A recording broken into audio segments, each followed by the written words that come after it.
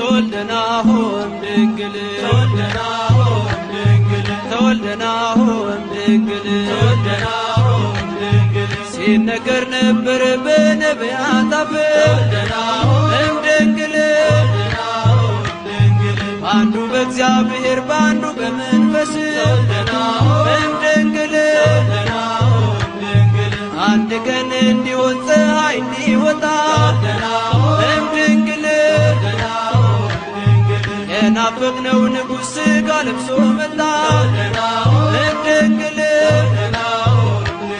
ተወልደናሁ እምድንግል ተወልደናሁ እምድንግል